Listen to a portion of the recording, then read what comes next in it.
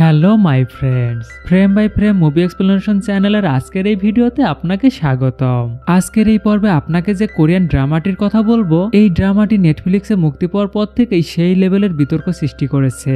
ড্রামাটির নাম হলো জিনি make a wish. তাহলে আর কথা না বাড়িয়ে চলুন ড্রামাটি দেখে নেওয়া যাক। ড্রামাটির শুরুতেই আমরা কায়ুন নামের একটি মেয়েকে দেখতে পাই। সে একটি গ্যারেজে কাজ করছিল, আর ঠিক এমন সময় সেখানে একটি গভীর কণ্ঠস্বর ভেসে আসে। সেখানে বলা হয়, আমি হচ্ছি ধোঁয়াহীন আগুনে তৈরি এক রহস্যময় জিন। আমাকে ফেরেশতাদের বানানোর পরেই বানানো হয়েছিল। আমাদের ছিল সেই লেভেলের ক্ষমতা আর জাদুকরী শক্তি, কিন্তু এই ক্ষমতার জন্যই আমাদের মনে অহংকার জন্ম নিয়েছিল। এমনকি আমরা নিজেদেরকে আল্লাহ তাআলার থেকেও বড় ভাবতে শুরু করেছিলাম। কিন্তু আমার ব্যক্তিগতভাবে এগুলোর প্রতি কোনো আগ্রহ ছিল না। যদি আল্লাহ তাআলার থেকেও বড় হতে হয় তাহলে ভাবো তো কত কাজ করতে হবে। এদিকে আল্লাহ তাআলার থেকেও বড় হয়ে যাওয়ার স্বপ্ন দেখার জন্য আল্লাহ তাআলা জিনিদের উপরে রেগে যায়, এবং তখন তিনি তার ফেরেশতাদেরকে পাঠান জিনিদের অহংকার ভেঙে দেওয়ার জন্য। আর এরপর থেকেই জিনি এবং ফেরেশতাদের মধ্যে এই লড়াই 300 বছর ধরে চলতে থাকে, এবং এই লড়াই লড়তে লড়তে সব জিনিরা প্রায় শেষ হয়ে গিয়েছিল। তবে আমার মতো কিছু ভদ্র জিনিরা বেঁচে গিয়েছিল, কারণ আমি তখন অবস্থা খারাপ দেখে একটি প্রদীপের মধ্যে ঢুকে গিয়েছিলাম। যাই হোক, জিনিদেরকে শেষ করার পরের দিন শুক্রবারে আল্লাহ তাআলা আমাদের জায়গায় এক নতুন জাতি তৈরি করে। তিনি মাটি দিয়ে তোমাদের মতো সাধারণ মানুষ বানালেন, এবং আমাদেরকে মানে যে সকল জিনিরা বেঁচে গিয়েছিল তাদেরকে তিনি নির্দেশ করলেন তোমাদের কাছে মাথা নত করতে। তখন সব ফেরেশতারা এবং বেঁচে থাকা সব জিনেরা সেই মানুষটার সামনে মাথা নত করলো। কিন্তু আমি ব্যক্তিগতভাবে এটাই কোনো মতেই রাজি ছিলাম না, কারণ আমি হলাম এক অসাধারণ শক্তিশালী জিন, আর আমি কিনা একটা মাটির তৈরি মানুষের সামনে মাথা নত করব। আর এই কারণে ক্ষেপে গিয়ে আল্লাহ তাআলা আমাকে বেহেশত থেকে বের করে দেয়, এবং আমি সেখান থেকে দোজখে চলে আসলাম। কিন্তু আসার সময় আমি আল্লাহ তাআলার কাছ থেকে একটি জিনিস চেয়ে নিয়েছিলাম। আমি আল্লাহ তাআলাকে চ্যালেঞ্জ করি, আমি এই পরিণতি তখনই মেনে নেব যখন আমাকে একটা সুযোগ দেওয়া হবে। আল্লাহ তাআলা তখন বললেন, সেটা কি সুযোগ? আমি তখন আল্লাহ তাআলার কাছে বলি, আমি প্রমাণ করে দেব এই মানুষগুলো কতটা সামান্য, আর ওদেরকে আমাদের মতো জিনদের সম্মান করার কিছুই নেই। এই কথা শুনে আল্লাহ তাআলা তখন আমার প্রস্তাবে রাজি হয়ে যায়, কিন্তু এর পরিবর্তে তিনিও একটি শর্ত রাখলেন। বললেন, আমি তোমার দাবিতে রাজি আছি, কিন্তু তোমার যদি একটাও ভালো মানুষের সাথে দেখা হয়ে যায় তাহলে তোমাকে দোজখের অন্ধকারে পুঁতে রাখবো। আর ঠিক তখন থেকে সেই 3টে ইচ্ছে পূরণ করার গল্প শুরু হয়, যা তোমরা মানুষেরা এতদিন রূপকথায় শুনেছ। আর এর মধ্যে বিখ্যাত গল্প হচ্ছে আলাদিনের সেই গল্প। এবং দোজখ থেকে বের হওয়ার পর আমি প্রদীপ, ঘোড়া, আংটি এগুলোর মধ্যে থাকতে শুরু করি। আর যেসব মানুষেরা এই জিনিসগুলো পায় আমি তাদের 3টা করে ইচ্ছা পূরণ করি। মানুষেরা অনেক স্বার্থপর, অলস আর লোভী হয়, তারা নিজেদের লোকদেরকেও ঠকাতে পারে। আর মানুষ যে কতটা খারাপ হয় আমি এটা সত্যি প্রমাণ করে দিয়েছিলাম। কিন্তু এরপরে আমার একটি ছোট্ট মেয়ের সাথে দেখা হয়, এবং ওই ছোট্ট মেয়েটি মরার আগেও তার 3টে ইচ্ছা অন্য মানুষদের পিছনে নষ্ট করেছিল। এবং ওই ছোট্ট মেয়েটি আল্লাহ তাআলার কাছে প্রমাণ করে দেয় যে ওই মেয়েটি আসলেই একটি ভালো মানুষ ছিল। আর এর জন্যই আল্লাহ তাআলা আমার প্রদীপটাকে অন্ধকারের গভীরে চাপা দিয়ে দেয়। কিন্তু যিনি বলে, আমি ছোট্ট মেয়েটিকে যেভাবেই হোক খুঁজে বের করবই, এবং সবার সামনে তাকে প্রমাণ করে দেবো সে একটি খারাপ মানুষ। যাই হোক, এরপর সিন বর্তমানে চলে আসে, এবং সেখানে আমরা কায়ুনকে দেখতে পাই। এবং আমরা কায়ুনকে দেখে বুঝতে পারি কায়ুনের ভিতরে আসলে কোনো রকম কোনো ইমোশন নেই, আর এর জন্যই তার মা তাকে ছেড়ে চলে যায়। যাই হোক, সে তার মায়ের মালিকানায় থাকা একটি দামি রেস্টুরেন্টে আসে, কিন্তু সেখানে আসার পরেও তার মা তাকে গ্রহণ করে না, এবং তাকে খালি মুখেই বিদায় দিয়ে দেয়। তখন কায়ুম বলে কিভাবে তার নানি সবসময় তাকে রক্ষা করে, এবং তার নানি তার কাছ থেকে একবার প্রতিজ্ঞা করিয়ে নিয়েছিল যেন সে কখনো কোনো জীবিত প্রাণীকে না মারে, এবং সবসময় সে সব প্রাণীদের অনুভূতি বোঝার চেষ্টা করবে।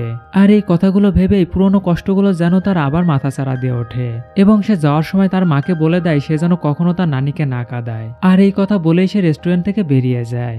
যাই হোক, পরের দিন কায়ুন কিছু কোরিয়ান টুরিস্টদের সাথে একটি মরুভূমিতে ঘুরতে যায়, এবং সেখানে গিয়ে সে একা একাই সেই জায়গাটি ঘুরে দেখতে থাকে। কিন্তু হঠাৎ সে তার বন্ধু মিনজির কাছ থেকে একটা মেসেজ পায়, আর তার বন্ধু মিনজি আসলে একজন দাঁতের ডাক্তার ছিল। মিনজি কায়ুনকে জিজ্ঞাসা করে মরুভূমি তার কাছে কেমন লাগছে। এই কথায় কায়ুন উত্তর দেয়, এই মরুভূমিটা এত বড় যে এখানে কাউকে মেরে পুঁতে দিল কেউ তাকে কখনোই খুঁজে পাবে না। আর ঠিক তখনই সে একটি পুরনো প্রদীপের উপরে হোঁচট খায়, আর বিরক্ত হয়ে কায়ুন সেই প্রদীপটিকে ছুঁড়ে ফেলে দেয়। কিন্তু আমরা দেখতে পাই আশ্চর্যজনকভাবে প্রদীপটা আবার তার পিছনে এসে পড়ে, আর প্রদীপটার ভিতর থেকে একটি কণ্ঠ শুনতে পাওয়া যায়, এবং প্রদীপটার সাথে কায়ুনের চুলের ঘর্ষণ লাগে, এবং সঙ্গে সঙ্গে সেখানে বালির ঝড় শুরু হয়ে যায়। আর আমরা তখন দেখি সেই প্রদীপ থেকে একটি জিন বেরিয়ে আসে, কিন্তু জিনটিকে দেখে কায়ুন তাকে বিপজ্জনক মনে করে তার চুলের কাঁটা দিয়ে তাকে ভয় দেখানোর চেষ্টা করে।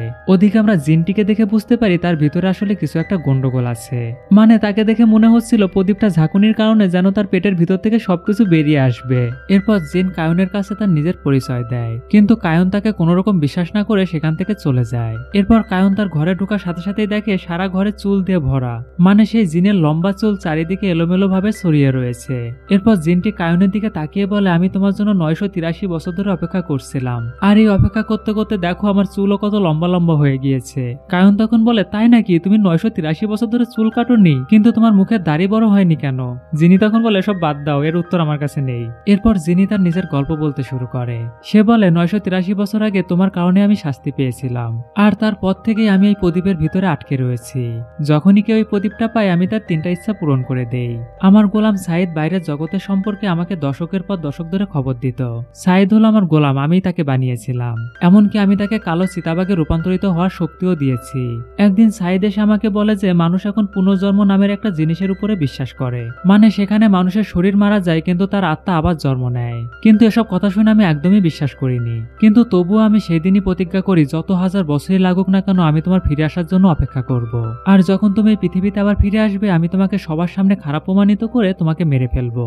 কারণ আমরা তো গল্পের শুরুতেই দেখেছি জিনিস চোখে মানুষ ছিল লোভী আর স্বার্থপর, আর এই মেয়েটি তার ধারণা ভুল প্রমাণ করে তাকে শাস্তি দিয়েছিল। এমনকি 983 বছর আগে এই মেয়েটি তার 3টা ইচ্ছাই পূরণ করেছিল মানুষের স্বার্থে, নিজের জন্য নয়। আর কায়নের শেষ ইচ্ছার কারণেই যিনি এতদিন ধরে প্রদীপের মধ্যে আটকা পড়েছিল। এরপর 900 বছর পার হয়ে গেলে সে আল্লাহ তাআলার কাছে প্রার্থনা করে, আমি যদি এখন এই মেয়েটিকে ভুল প্রমাণ করতে পারি তাহলে তুমি আমাকে মুক্তি দেবে, কিন্তু মেয়েটি যদি আবারও নিজেকে ভালো প্রমাণ করতে পারে তাহলে তুমি আমাকে যা শাস্তি দেবে আমি তাই মেনে নেব। এবং সে কায়নের কাছে গিয়ে বলে, আমি আল্লাহ তাআলার কাছে যখনই প্রার্থনা করছিলাম তখনই তুমি প্রদীপটা ঝাঁকুনি দিয়ে আমাকে বের করে নিয়েছো।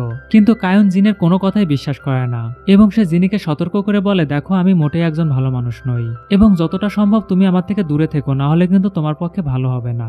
জিনি তখন তার ঠোঁট বেঁকিয়ে হেসে বলে, এতে আমার কিছুই যায় আসে না, আর আমার ছোটবেলা থেকেই খারাপ মানুষদেরকে খুব পছন্দ। কায়ন তখন জিনির কাছে জিজ্ঞাসা করে, আমার কাছ থেকে তোমার কি চাই?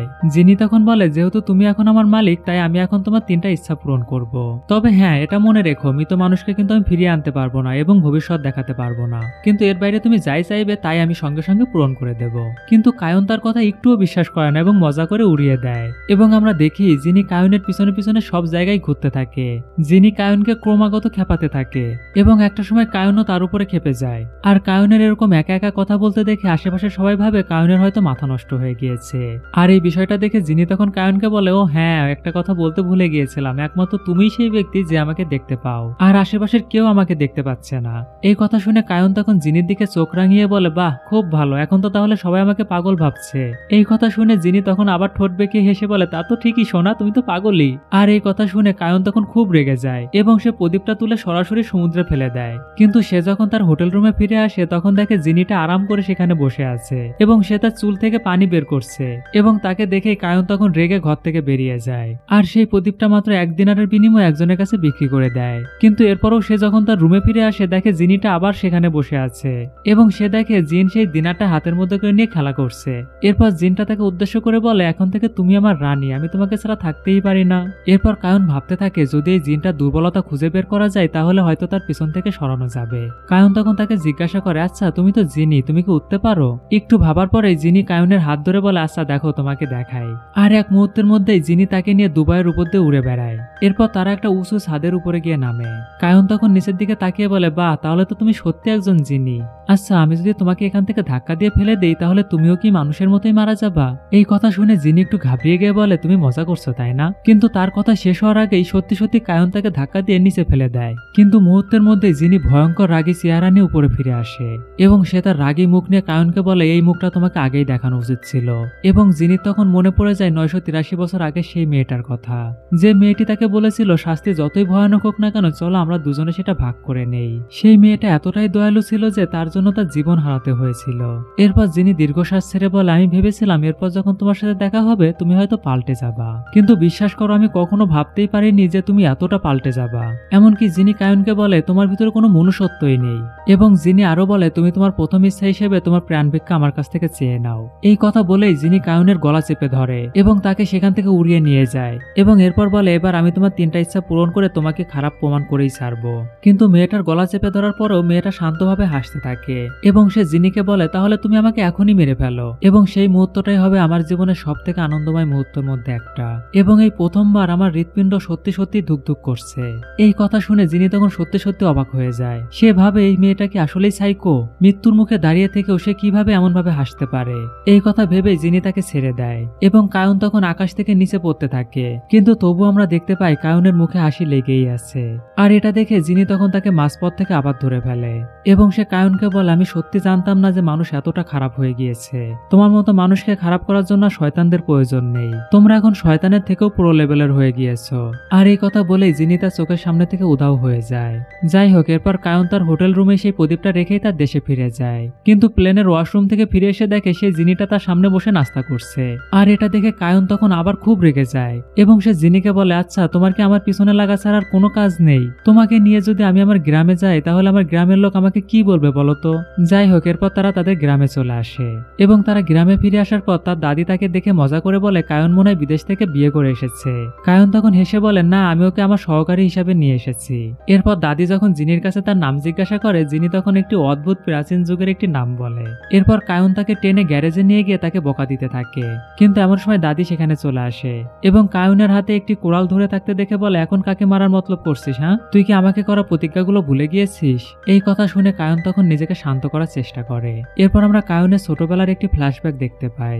সেখানে তার দাদি তাকে বলে, তোমার মা বাবা আর কখনো ফিরে আসবে না, তারা তোমাকে ছেড়ে চলে গিয়েছে।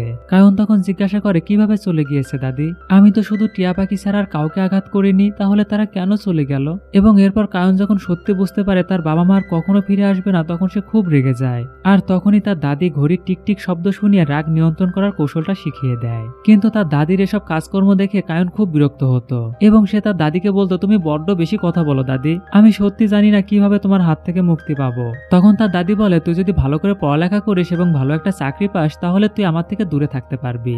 আর এই কথা শুনেই সেই দিন থেকে কায়ন খুব মন দিয়ে পড়ালেখা করতে থাকে এবং এরপর ভালো একটা কলেজ থেকে ভালো গ্র্যাজুয়েশনও কমপ্লিট করে। কিন্তু সে তার উপযুক্ত কাজ না করে একটি মেকানিক্যাল ওয়ার্কশপ খোলার সিদ্ধান্ত নেয়। যাই হোক, এরপর সিন বর্তমানে চলে আসে এবং সেখানে আমরা দেখতে পাই দাদি জিনিকে জিজ্ঞাসা করছে, তুমি কতদূর পর্যন্ত পড়ালেখা করেছো? কিন্তু জিনি তখন দাদির কোনো কথাই বুঝতে পারে না এবং সে কোনোভাবে সেখান থেকে পালিয়ে যায়।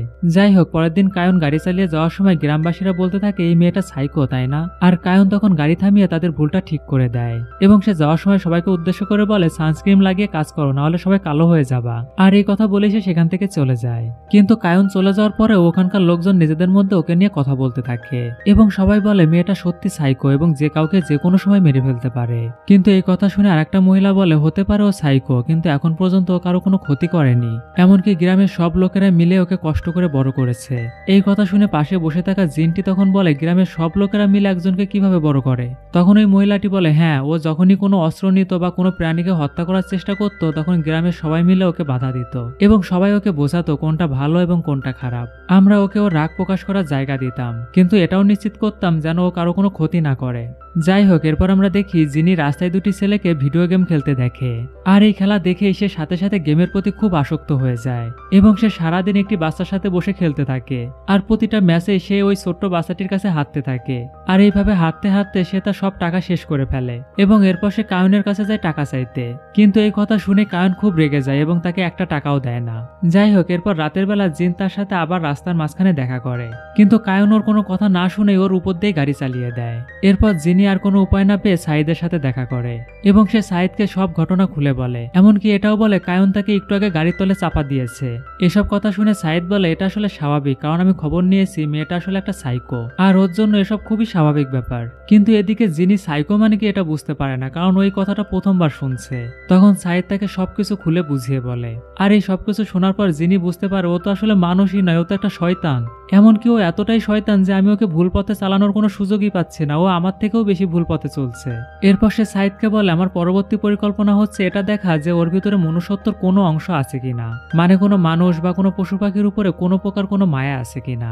এরপর কায়ন যখন জিম করছিল জিন তখন সেখানে এসে পৌঁছায় এবং জাদু দিয়ে তাকে ভিতর থেকে আটকিয়ে দেয় এবং সে কায়নকে বলে, আমি এখানে এখন আগুন লাগিয়ে দেব আর এই আগুন আস্তে আস্তে শহরে পৌঁছে গিয়ে সব মানুষকে মেরে ফেলবে আর একমাত্র তুমি এই আগুন থামাতে পারো মিস কিসমিস, তুমি এখনই তোমার প্রথম ইচ্ছাটা আমার কাছ থেকে চেয়ে নাও। কিন্তু এদিকে আমরা দেখতে পাই মিস কিসমিস তখন পাশের দরজা দিয়ে বেরিয়ে আসে এবং সে এসে জিনিকে বেধড়ক ভাবে মারতে থাকে এবং সে মারতে মারতে জিনিকে বলে, আমি তোমাকে বলিনি শোনা তাই না যে আগুন নিয়ে খেলতে নেই, আর এই কথা বলতে বলতে তাকে মারতেই থাকে।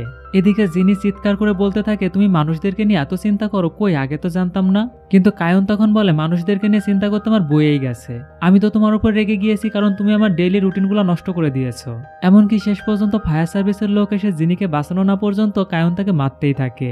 কিন্তু জিনি ফায়ার সার্ভিসের লোকদের বলে তোমরা আমাদের মাঝে এসো না, এটা আমাদের পার্সোনাল ব্যাপার। কিন্তু এই কথা শুনে কায়ন আরো রেগে যায় এবং সে আবারও তাকে মারতে থাকে এবং সে চিৎকার করে বলে এই জায়গাটি যদি আজকের মধ্যে ঠিক না হয় তাহলে আমি তোমাকে তোমার আল্লাহর কাছে পাঠিয়ে দেবো। যাই হোক, এরপর আমরা কায়নকে দেখি সে তার বেস্ট ফ্রেন্ড মিনজির সাথে একটি রেস্টুরেন্টে খেতে এসেছে এবং হঠাৎ করে সেখানে জিনিটা একটি ওয়াটার কুলারের পাশ থেকে বেরিয়ে আসে। এদিকে কায়ন জিনিকে দেখেই চিৎকার করে ওঠে, কিন্তু জিনি তখন অদৃশ্য অবস্থায় ছিল, তাই লোকজন কায়নকে চিৎকার করতে দেখে তাকে পাগল ভাবতে থাকে।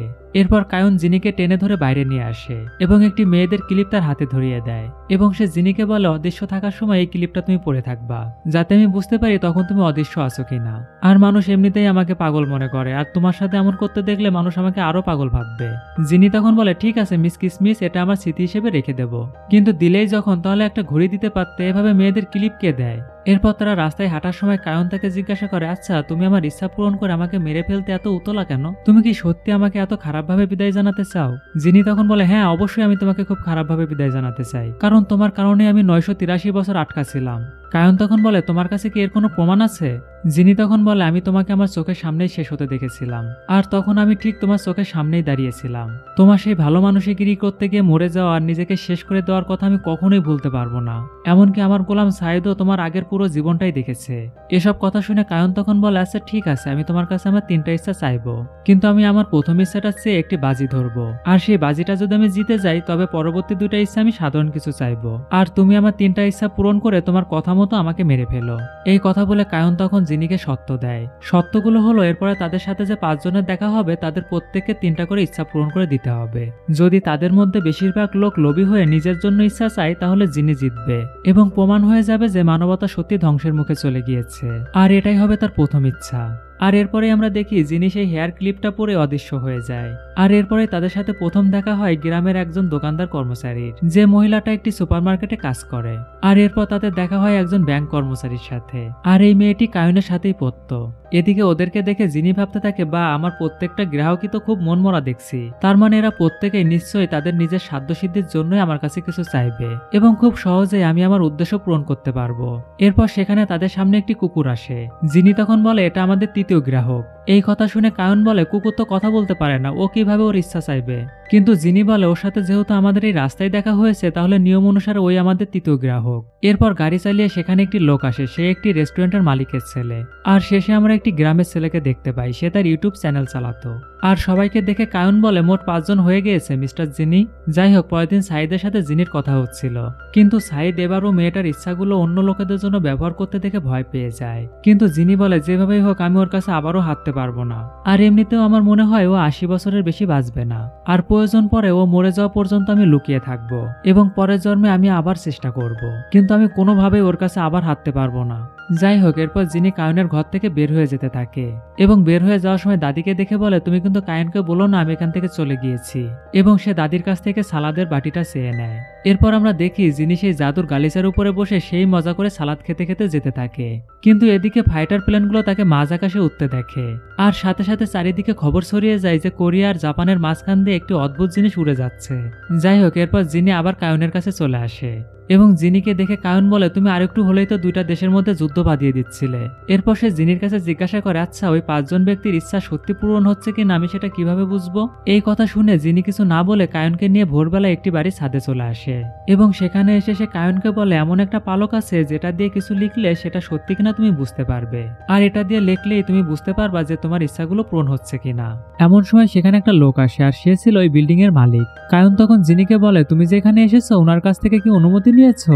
জিনি বলে আমাদের মাঝে আগেই পরিচয় হয়ে গিয়েছে, তাই এখন আর আমাদের অনুমতি নিতে হয় না, বরং আমি তোমাকে যেটা বলছি সেটা শোনো, তুমি সুযোগ পেলেই একটা পালক বের করে নিয়ে এখান থেকে দৌড় দিবা।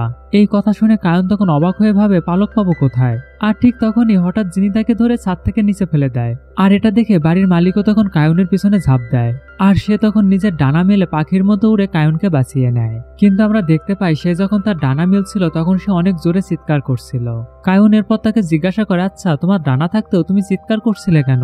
লোকটি তখন বলে তোমাকে হঠাৎ এভাবে পড়ে যেতে দেখে আমি আসলে ঘাবড়ে গিয়েছিলাম, আর এমন সময় কায়ন সুযোগ পেয়ে তার পাখনা থেকে একটি পালক ছিঁড়ে নিয়ে সেখান থেকে পালিয়ে যায়। আর এটা ছিল সেই পালক যে পালকের কথা জিনি তাকে বলেছিল। এই পালক দিয়ে যে কোনো কিছু লিখলেই সেটা সত্যি কিনা প্রমাণ হয়ে যাবে। এরপর দেখা যায় জিনি এবং ওই লোকটা মুখোমুখি হয়। ওই লোকটা জিনিকে বলে, আমি শুনেছিলাম তুমি মুক্ত হয়ে গিয়েছো। জিনি তখন বলে, হ্যাঁ আমি মুক্ত হয়ে গিয়েছি। এবং সে আরো বলে, তুমি আমাকে বলতে আমি নাকি সব মানুষকে খারাপ পথে নিয়ে যাই।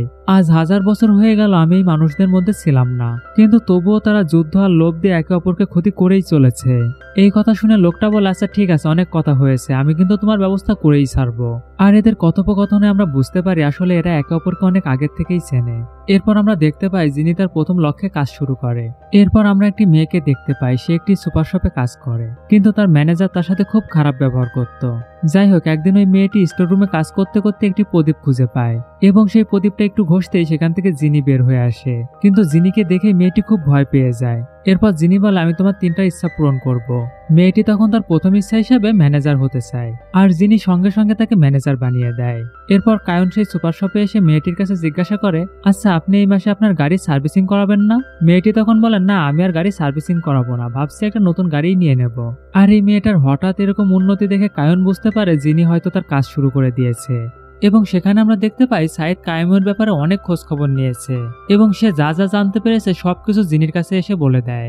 যেমন কায়ন সারাদিনে অনেক ধরনের কাজ করে, সে নিয়মিত সমুদ্রে গোসল করতে যায়, এমনকি সে পাহাড়েও চড়ে, আর এই সবকিছু সে খুব কঠোর নিয়ম মেনে করে।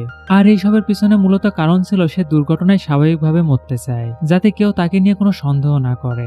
এরপর তারা কায়নের ওয়ার্কশপে এসে দেখে কায়ন একটা কফিন তৈরি করছে এবং কায়নের নিজের মরার প্রস্তুতি নিজের হাতে করতে দেখে তারা খুব অবাক হয়ে যায় এবং তারা বুঝতে পারে যে কায়ন তার দাদির সময় আসার জন্য অপেক্ষা করছে। যখন কায়নের দাদি মারা যাবে তখন সে নিজেও নিজেকে শেষ করে দেবে। সাইদ তখন জিজ্ঞাসা করে, আচ্ছা কায়ন যদি মারা যায় তাহলে তুমি ওর উপর থেকে প্রতিশোধ কিভাবে নিবা? জিনি তখন বলে, যেভাবেই হোক আমি ওর দাদিকে মরতে দেব না, যতদিন সম্ভব আমি তাকে বাঁচিয়ে রাখবো, আর সে যদি বেঁচে থাকে তাহলে কায়নও বেঁচে থাকবে। আর এরপর থেকে আমরা দেখতে পাই দাদি যখনই বলে ও মা আমার পিঠে ব্যথা করছে, তখনই জিনি ছুটে এসে তার বদলে কাজ করতে শুরু করে দেয়। আর এই বিষয়গুলো দাদি বুঝতে পেরে সেও জিনির কাছ থেকে সুযোগ নিতে শুরু করে এবং সে পরবর্তীতে সম্পূর্ণ সুস্থ হয়েও দুর্বল হওয়ার ভান করে এবং জিনিকে দিয়ে সব কাজ করিয়ে নেয়। যাই হোক, এরপর সাইদ আবার একদিন জিনির কাছে আসে এবং সে জিনিকে বলে কায়নের আগের জন্মের কথা কিছুই মনে নেই, সে আগাগোড়া সবকিছু ভুলে গিয়েছে। এই কথা শুনে জিনি বলে, কি ও সবকিছু ভুলে গিয়েছে? ওর জন্য আমি 1000 বছর ধরে বন্দী ছিলাম আর ও সবকিছু ভুলে গেল?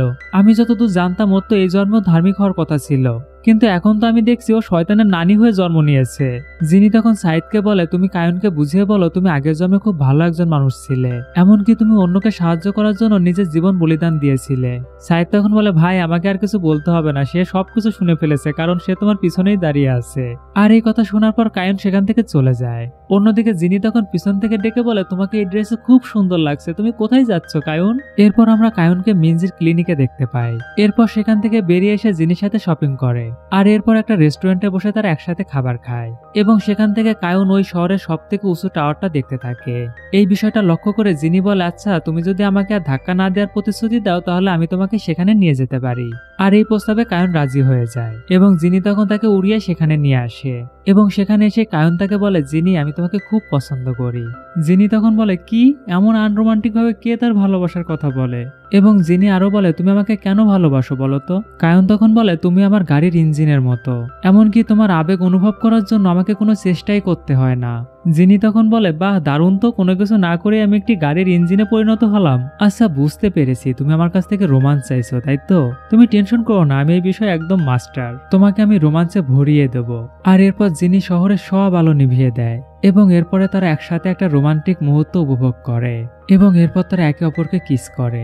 এদিকে পরের দিন থেকে কায়ন ওই বিষয়গুলো কোনোভাবেই ভুলতে পারে না এবং সে সেই অনুভূতিটা আবার ফিরে পেতে চাচ্ছিল।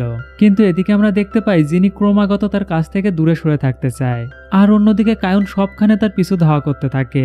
যাই হোক বন্ধুরা আমার, এই সিরিজটা অনেক বড় হওয়ার কারণে আমি এই সিরিজটাকে 2 ভাগে ভাগ করেছি আর প্রথম পার্টটা এখানেই শেষ করছি এবং দ্বিতীয় পার্টটা খুব তাড়াতাড়ি চলে আসবে। তো আপনাদের কাছে এই ভিডিওটি কেমন লাগলো?